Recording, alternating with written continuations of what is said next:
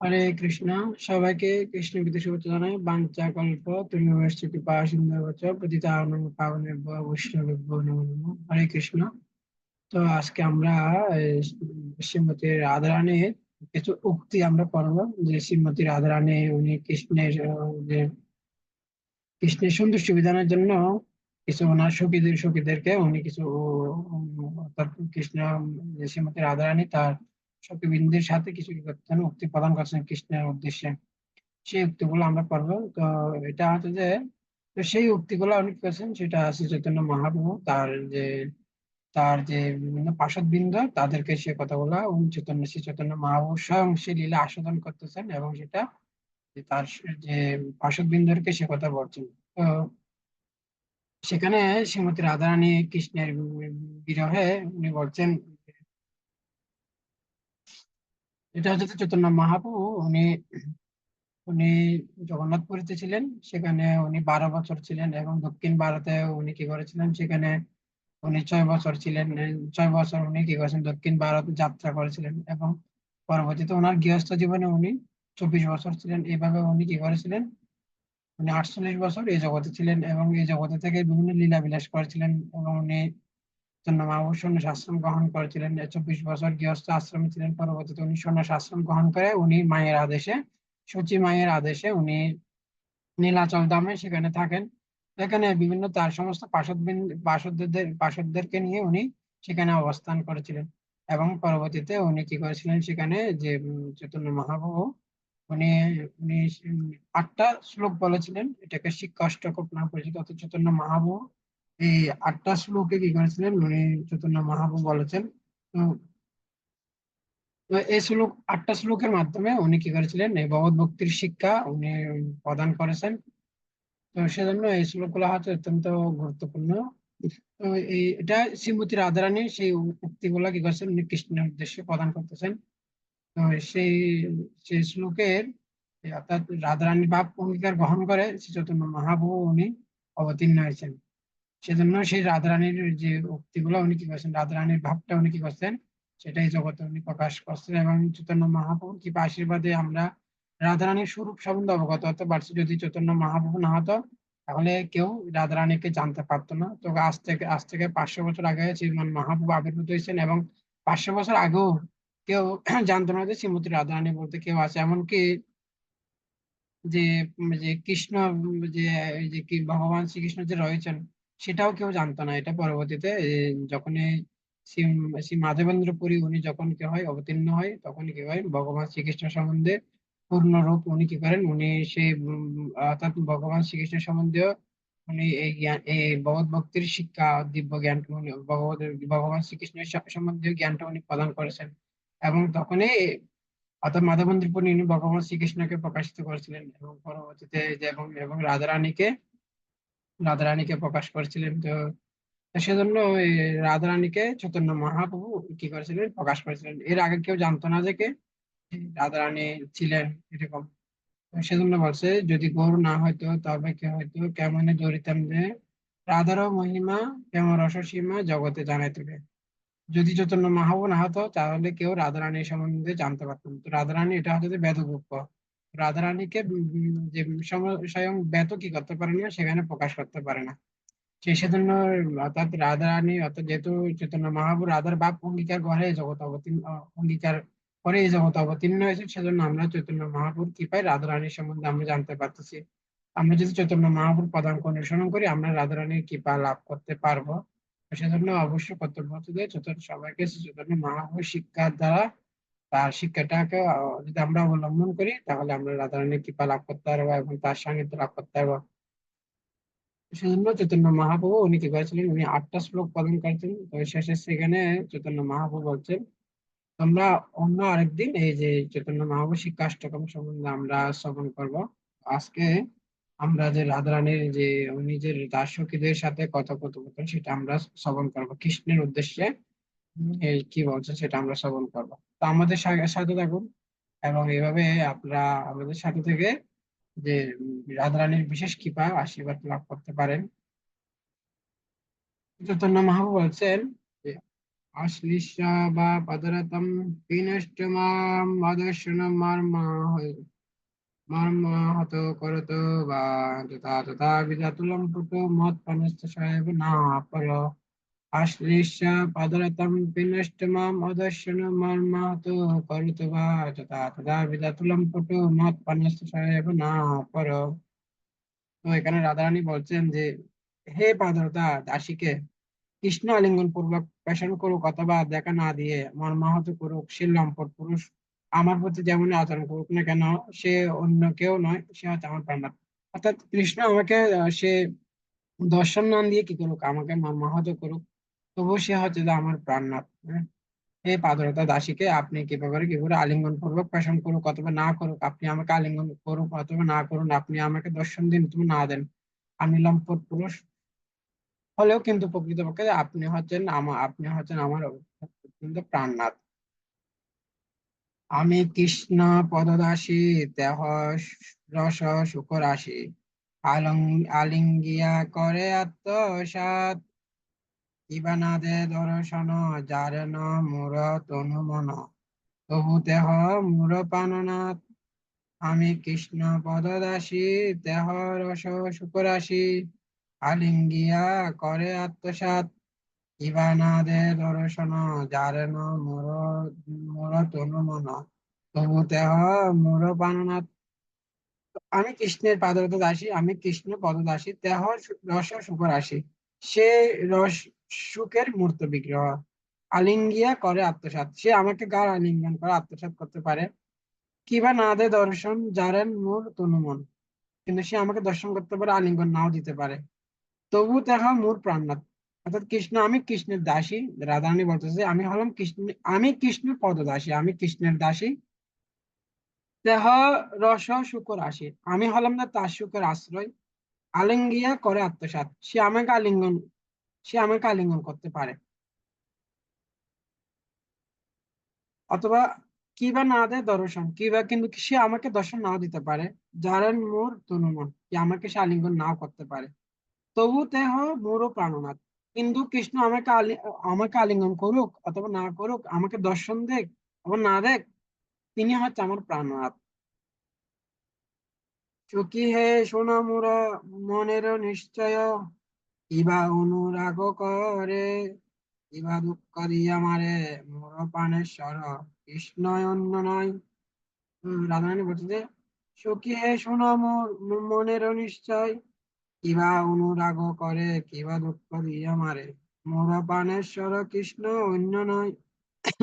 রাধারানী বলছে, হে সখী, সখী হে শোনো মোর মনের নিশ্চয়, হে সখী তোমরা শুনো, কিবা অনুরাগ করে, কৃষ্ণ আমার প্রতি অনুরাগ প্রদর্শন করুক, কিবা দুঃখ দিয়ে মারে, কিন্তু অথবা কৃষ্ণ আমার প্রতি অনুরাগ না থাকুক, আমাকে দুঃখ দিক, মোর প্রাণেশ্বর কৃষ্ণ অন্য নয়, কিন্তু তবু তিনি হচ্ছে আমার প্রাণেশ্বর, তিনি অন্য কারণ নয়।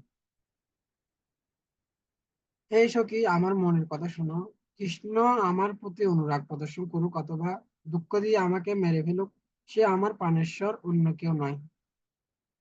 চারি অন্য নারীগণ মোর বশ তনু মন, মোর সৌভাগ্য প্রকট করিয়া, তা সবারই দে পীড়া, আমার সনে করে ক্রিয়া, সেই নারী গণে দেখাইয়া, চারি অন্য নারীগণ মোর বশ তনু মন, মোর সৌভাগ্য প্রকট করিয়া, তা সবারে দে পীড়া, আনে শনে করে ক্রিয়া, সেই নারী গণ দেখাইয়া।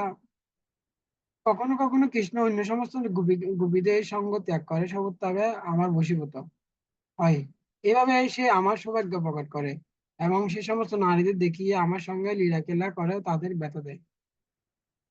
অর্থাৎ চারি অন্য নারীগণ মোর বশ তনু মন, যদি বা অনেক সময় সে কি করে অন্য সমস্ত নারীদেরকে পরিত্যাগ করে, কখনো কখনো কৃষ্ণ অন্য সমস্ত গোপীদের সঙ্গ ত্যাগ করে সর্বত্র আমার বশীভূত হয়, মোর সৌভাগ্য প্রকট করিয়া, মানে কেবল আমার সৌভাগ্য উদয় করে, এভাবে সে আমার সৌভাগ্য প্রকট করে, তা সবার দেয় পীড়া, কিন্তু সবাইকে সে দুঃখ দেয়, আমার সঙ্গে করে ক্রিয়া, আমার সঙ্গে বিভিন্ন লীলা করে, সে নারীগণে দেখাইয়া, তাদেরকে দেখিয়ে কৃষ্ণ আমার সাথে বিভিন্ন লীলা করে থাকে।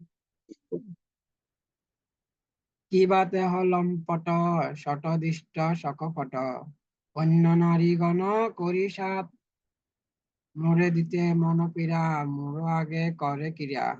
তবু দেহ মোর প্রাণনাথ, কিবা দেহ লম্পট, শতদিষ্ট শকপট।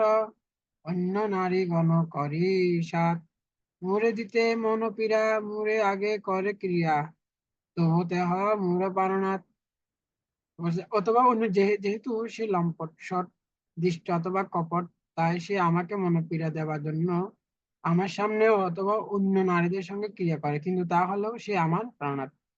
কিবা দেখো লম্পট, অথবা সে লম্পট, সৎ দৃষ্ট সকপট, সৎ দৃষ্ট এবং কপট। অন্য নারী গণ করি সাত, উম, তাই সে আমার মন এবং কপট, তাই সে আমাকে মন পীড়া দেবার জন্য। মোর দিতে মন পীড়া, মোর আগে করে ক্রিয়া, আমার সামনে অন্য নারীদের সঙ্গে ক্রিয়া করে। তবু দেখো মোরও প্রাণনাথ, মানে সে সে যদিও বা লম্পট পুরুষ, তো সে অন্য আমাকে মন পীড়া দেওয়ার জন্য সে, অথচ সে আমাকে কষ্ট দেওয়ার জন্য সে অন্য নারীদের সাথে কি করছেন, বিভিন্ন লীলা বিলাস করছেন, তবু সে হচ্ছে আমার প্রাণনাথ। অর্থাৎ কৃষ্ণ যদিও বা লম্পট পুরুষ, সে কি করছেন, সে হচ্ছে যে সৎ দৃষ্ট সকপট, এবং সে অন্য নারীগণ করি সাধ, সে অন্য নারীগণের সাথে কি করতেছেন, বিভিন্ন রকম যে লীলা বিলাস করছেন। মোরে দিতে মন পীড়া, আমাকে কষ্ট দিতে অন্য নারীর সাথে বিভিন্ন লীলা বিলাস করছেন, তবু হচ্ছে সে হচ্ছে আমার প্রাণনাথ। না গনি আপন দুঃখ, সবে বাঞ্ছি তারও সুখ আমারও তাৎপর্য। মোরে যদি দিয়া দুঃখ, তারও হইল মন সুখ, সেই দুঃখ মোর সুখ বর্জ। শ্লোক তো এখানে, না গনি আপন দুঃখ, সবে বাঞ্ছি তারও সুখ। আমি আমার নিজের দুঃখের কথা ভাবি না। না গনি আপন দুঃখ, আমি নিজের দুঃখের কথা ভাবি না। না, রাধারানী বলছেন যে না গনি আপন দুঃখ, আমার নিজের দুঃখের কথা চিন্তা করি না। সবে বাঞ্ছি তার সুখ, আমি কেবলমাত্র কৃষ্ণের সুখের চিন্তা করি। তার সুখ আমারও তাৎপর্য, কৃষ্ণের সুখটা হচ্ছে আমার সুখ। মোরে যদি দিয়ে দুঃখ, আমাকে যদি সে যদি দুঃখ দেয়, তার হইলে মহাসুখ। যদি আমাকে দুঃখ দিয়ে যদি আনন্দ পায়, সেই দুঃখ মোরও সুখ বর্জ, কিন্তু সেই সুখটা হচ্ছে আমার সুখ। এখানে রাধারানী বলছে যে না গনি আপন দুঃখ, যদি আমাকে যদি সে যদি না গনি আপন দুঃখ, অর্থাৎ রাধারানী বলছে আমি নিজের সুখের কথা চিন্তা করি না, আমি কেবলমাত্র কৃষ্ণের সুখের কথা চিন্তা করি। কৃষ্ণের সুখটা হচ্ছে আমার সুখ। আমাকে যদি সে যদি দুঃখ দেয়, তো সে যদি সুখ পায়, তাহলে সেটা হচ্ছে আমার সুখ। আমি আবার বলি যে রাধারানী বলছে আমার নিজের দুঃখের কথা আমি চিন্তা করি না, আমি কেবল কৃষ্ণের সুখের কথা চিন্তা করি। তো এবং কৃষ্ণের সুখটা হচ্ছে আমার সুখ। যদি সে যদি দুঃখ দিয়ে থাকে এবং সে যদি সুখ পায়, তাহলে সেটা হচ্ছে আমার সুখ। যে নারীর বাঞ্ছে কৃষ্ণ, তারে রূপে সতৃষ্ণ, তারে না পাইয়া হয় দুঃখী। মুই তার পায়ে পড়ি, লইয়া যাও হাতে ধরি, ক্রিয়া করাইয়া তারে করো সুখী সুখী। যে নারীর বাঞ্ছে কৃষ্ণ, তারে রূপ সতৃষ্ণ, তারে না পাইয়া হয় দুঃখী। মুই তার পায়ে পড়ি, লইয়া যাও হাতে ধরি, ক্রিয়া করাইয়া তারে করো সুখী। বলছে, রাধারানী বলছে, যে নারীর বাঞ্ছে কৃষ্ণ, মানে কেউ যদি কি করে, যে কৃষ্ণ যদি কোনো নারীর বাঞ্ছা করে, তার রূপে সতৃষ্ণ, সে যদি তার রূপের দ্বারা সে কৃষ্ণ যদি কি হয়, আকৃষ্ট হয়, তারে না পাইয়া হয় দুঃখী। যদি কৃষ্ণ যদি সে যদি দুঃখী হয়, তাকে না পাইয়া যদি দুঃখী হয়, মোর তার পায়ে পড়ি। রাধারানী বলছে যে আমি তার পায়ে পড়বো, লইয়া যাও হাতে ধরি, আমি তাকে হাত ধরে নিয়ে যাব, ক্রিয়া করাইয়া তারে করো সুখী। তখন তাকে বলবো যে কৃষ্ণকে তুমি কি করো, তুমি কৃষ্ণের সাথে ক্রিয়া করো, এবং এবং কি করবে, রাধারানী বলছে তুমি কি করো, তুমি কৃষ্ণের সাথে ক্রিয়া করো। যে নারী, যাতে কৃষ্ণ যদি কি করেন, যে অন্য নারী কোনো বাঞ্ছা করে, তার রূপের দ্বারা সে যদি আকৃষ্ট হয়, এবং তার না পাইয়া যদি কৃষ্ণ যদি দুঃখী হয়, তাহলে রাধারানী বলছে আমি তার পায়ে পড়বো, এবং এবং তার হাত ধরে আমি কৃষ্ণের কাছে নিয়ে যাব, এবং তার সাথে যেন ক্রিয়া করে। কৃষ্ণ যদি কোনো রমণীর সৌন্দর্যে আকৃষ্ট হয়, তার সঙ্গ সুখ কামনা করে, কিন্তু তাকে না পেয়ে দুঃখিত হয়, তখন আমি তার পায়ে পড়ি, তার হাত ধরে কৃষ্ণের কাছে নিয়ে যাই, এবং তার সঙ্গে ক্রিয়া করিয়ে কৃষ্ণকে সুখী করি। কান্তা কৃষ্ণে করে রোষ, কৃষ্ণ পায় সন্তোষ, শোক পায় তারণ বৎসনে, যথা যোগ্য করে মান কৃষ্ণ তাতে শোক পান, যারে মান অল্প সাধনে। কান্তা কৃষ্ণ করে রোষ, যে কৃষ্ণ যদি কোনো প্রিয়া গোপী যখন কৃষ্ণের প্রতি রোষ প্রকাশ করে, কান্তা কৃষ্ণে করে রোষ, মানে কোনো যদি সখী যদি কৃষ্ণের প্রতি রোষ করে, কৃষ্ণ পায় সন্তোষ, কৃষ্ণ তখন অত্যন্ত সন্তুষ্ট হয়। কোনো প্রিয়া সখী, কোনো প্রিয় গোপী যখন কৃষ্ণের প্রতি রোষ প্রকাশ করে, কৃষ্ণ তখন অত্যন্ত সন্তুষ্ট হয়। শোক পায় তারণ বৎসনে, অর্থাৎ অর্থাৎ অনেক সময় কি হয়, কৃষ্ণের প্রতি কি হয়, যে রুষ্ট হয়ে যায় কোনো গোপী, তখন কি হয়, কৃষ্ণকে ভৎসনা করেন। যথাযোগ্য করে মান কৃষ্ণ তাতে সুখ পান, চারে মান অল্প সাধনে। সে যখন যথাযোগ্য মান প্রদর্শন করে, কৃষ্ণ তাতে সুখ পায়। তারপর কৃষ্ণের অল্প চেষ্টাতে তার মনোবাঞ্ছন পূর্ণ হয়। সে নারী জিয়ে কেন কৃষ্ণ মর্ম ব্যথা জানে, তবু কৃষ্ণে করে গাঢ় রোষ, নিজ সুখে মানে কাজ, করুক তার শিরের বাস, কৃষ্ণের মাত্র চাহিয়ে সন্তোষ। বলছে যে, যে নারী যে নারী জিয়ে কেনে, যে নারী কৃষ্ণের হৃদয় অসুখী জেনে তার প্রতি গভীর রোষ প্রকাশ করে, কৃষ্ণ মর্ম ব্যথা জানে, তবু কৃষ্ণের গারে রোষ, নিজ সুখে মানে কাজ, করুক তার শিরের বাস, কৃষ্ণের মাত্র চাহিয়ে সন্তোষ।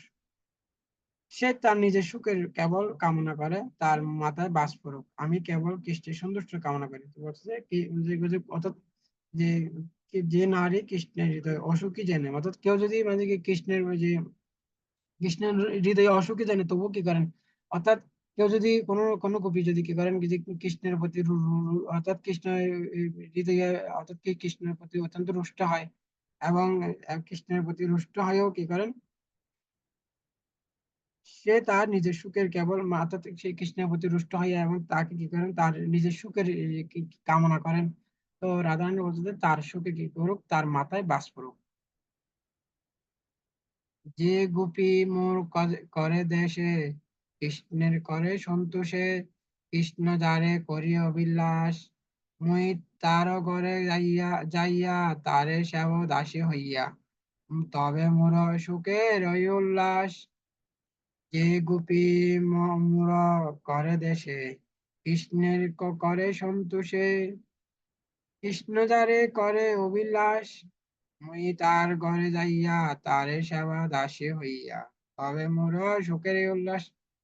অর্থাৎ যে গোপী মোর করে দেশ, অর্থাৎ কেউ যদি কোনো গোপী যদি আমার প্রতি দেশ পরায়ণ হয়, কৃষ্ণের করে সন্তুষ্ট, কিন্তু কৃষ্ণের সন্তুষ্ট বিধানের চেষ্টা করে, কৃষ্ণ যারে করে অভিলাষ, মানে কে তাকে যদি কৃষ্ণ যদি অভিলাষ করে, মুই তার ঘরে যাইয়া, আমি তার ঘরে গিয়ে তার সেবা দাসী হইয়া, আমি তার দাসী হইয়ে, তবে মোর সুখের উল্লাস।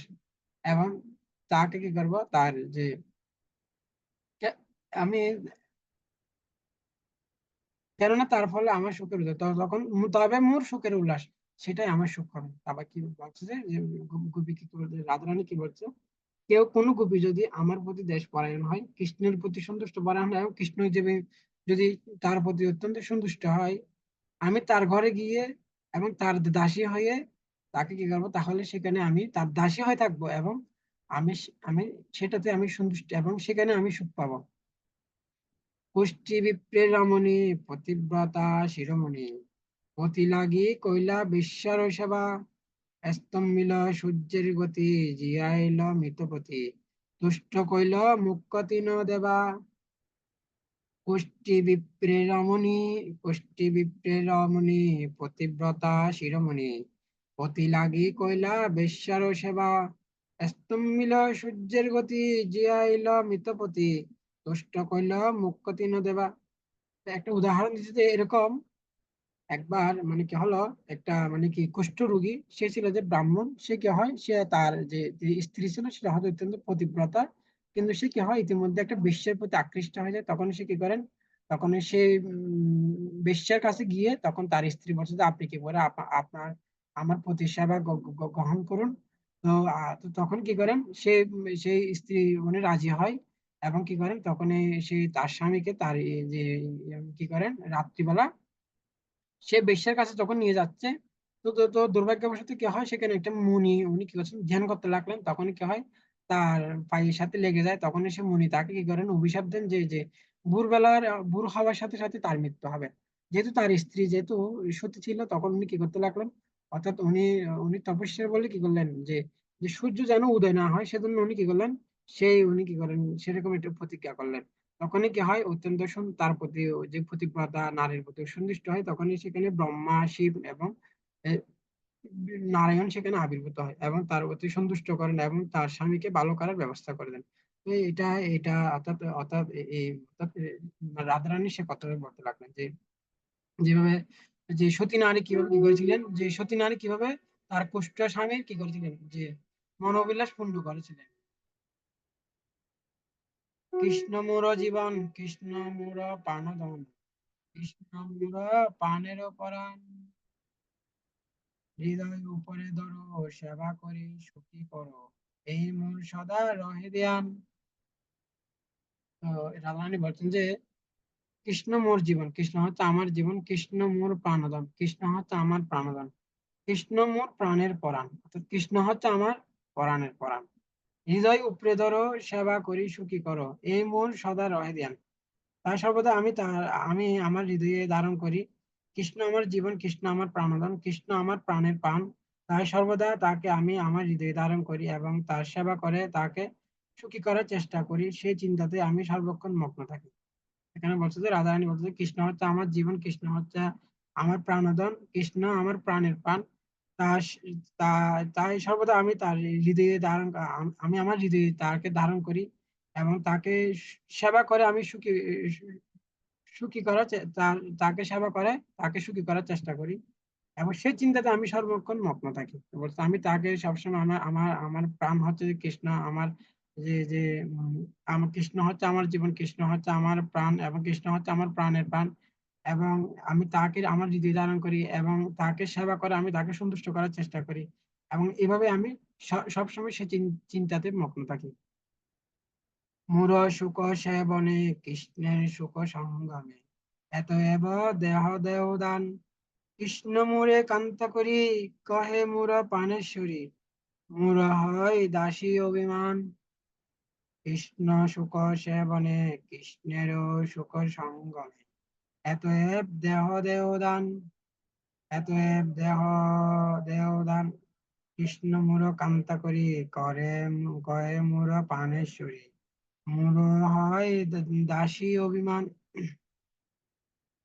মোর সুখ সেবনে, কৃষ্ণের সেবাতে আমার সুখ, অর্থাৎ রাধারানী বলছে যে মোর সুখ সেবনে, অর্থাৎ কৃষ্ণের সেবাতে আমার সুখ, কৃষ্ণের সুখ সঙ্গমে, যে আর মায়ের আমার সঙ্গে সঙ্গমে, আমার সঙ্গে সঙ্গে কৃষ্ণের সুখ, অর্থাৎ আমার যে সঙ্গের মাধ্যমে কৃষ্ণের সুখ হয়, অর্থাৎ কৃষ্ণের সঙ্গে আমি সুখী হই, আমার সঙ্গে কৃষ্ণ সুখী হয়।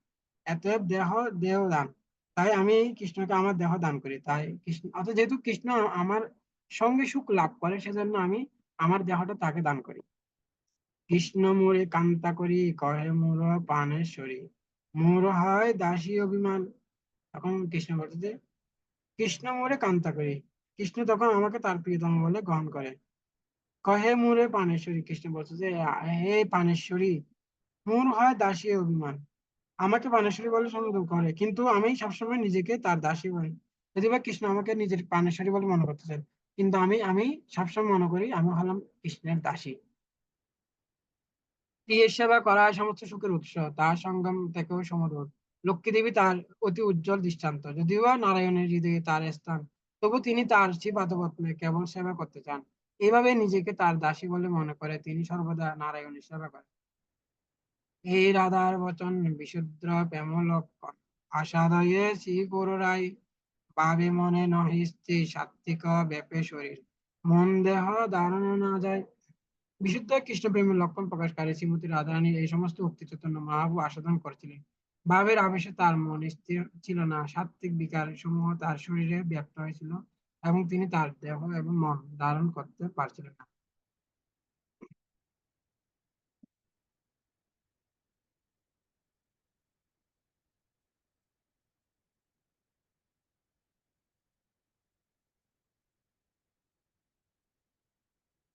এই মত মহাপ্রভু তো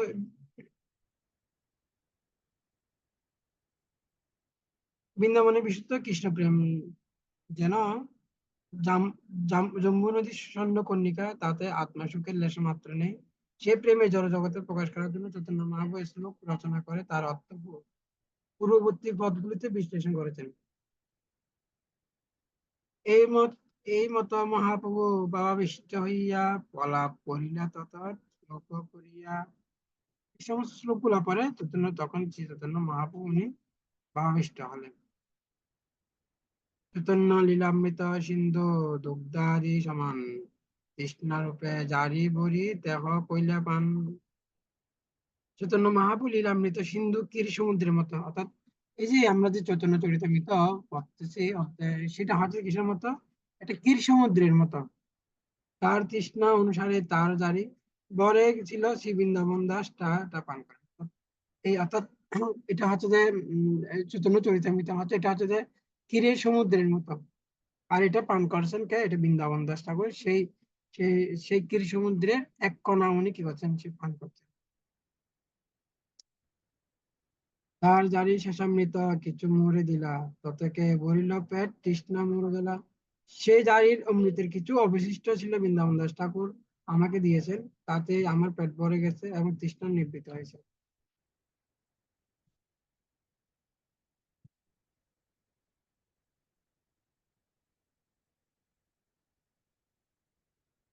আজকে আমরা এখানে রাখি, যে এইভাবে শ্রীমতী রাধারানী কি করেছেন, যে উনি যে উনি ওনার যে সখী বৃন্দদেরকে কি করছেন, সেই কথাগুলা বলছেন যে কিভাবে কৃষ্ণের সুখের জন্য কি করতে পারেন, কৃষ্ণের সুখের জন্য তিনি সমস্ত কিছু কি করতে পারেন, পরিত্যাগ করতে পারেন। এভাবে রাধারানী সবসময় চিন্তা করে কিভাবে কি করেন যায় কৃষ্ণের সুখের চিন্তা করা যায়। কেন কি রাধারানী বলছে যে কৃষ্ণের সুখটা হচ্ছে আমার সুখ, এবং আমার সুখে হচ্ছে যে কৃষ্ণের যে কৃষ্ণের সুখটা হচ্ছে যে কি আমার সুখ। এভাবে কৃষ্ণ অর্থাৎ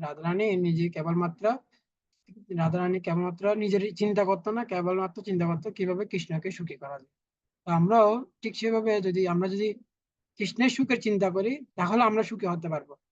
আমরা আমরা জানি না যে আমাদের সুখের বিষয়টাকে, আমাদের সুখের বিষয় হচ্ছে যে কৃষ্ণ হচ্ছে আমাদের সুখের বিষয়। তো কৃষ্ণ ঈশ্বর পরম কৃষ্ণ সচিত আনন্দ বিগ্রহ, কৃষ্ণ হচ্ছে আনন্দ ঘনশ্যাম। তো আমরা যদি কৃষ্ণ হচ্ছে যে সুখের বিষয়, আমরা যদি কৃষ্ণের সুখের চিন্তা করি, তাহলে আমরা সুখ পাবো। কেননা জীবের স্বরূপ হয় কৃষ্ণের নিত্য দাস, আমরা হলাম যে ভগবানের দাস। আমরা যদি কৃষ্ণের সুখে চিন্তা করি, আমরা যদি পরম প্রভু ভগবান শ্রীকৃষ্ণের সেবা করি, তার সুখে চিন্তা করি, তাহলে আমরা সুখী হতে পারবো। যে শুধু আমরা নিজের সুখে চিন্তা, আমরা নিজেদের চিন্তা করলে, নিজের সুখের চিন্তা করলে কখনো নিজে নিজে কখনো সুখ লাভ করতে পারে না। তাই যে কেবলমাত্র যখন আমরা কৃষ্ণের সন্তুষ্টি বিধান করবো, তখন আমরা সুখ লাভ করতে পারবো। এটা হচ্ছে যে সুখের বিষয়। তো এটা রাধারানী এটা আমাদেরকে শিক্ষা দিচ্ছে। আমরা যত বেশি কৃষ্ণের সাথে সংযুক্ত করবো, তত বেশি সুখী করতে পারবো। যত বেশি কৃষ্ণের উপদেশ ভগবত গীতার সাথে আমরা সংযুক্ত হতে পারবো, ভগবত গীতার উপদেশ যতটুকু আমরা গীতার উপদেশ মানতে পারবো, ভগবত গীতায় ভগবানের সাথে আমরা যতটুকু সংযুক্ত হতে পারবো, তত বেশি সুখী হতে পারবো। সেজন্য আমাদের সুখ নির্ভর করতেছে কৃষ্ণের উপর। আমরা কতটুকু কৃষ্ণের উপর শরণাগত হচ্ছি, কৃষ্ণের সাথে কতটুকু সংযুক্ত হচ্ছে, এটার উপর নির্ভর করবে আমাদের সুখ। হরে কৃষ্ণ কৃষ্ণ কৃষ্ণ হরে হরে, হরে রাম রাম রাম।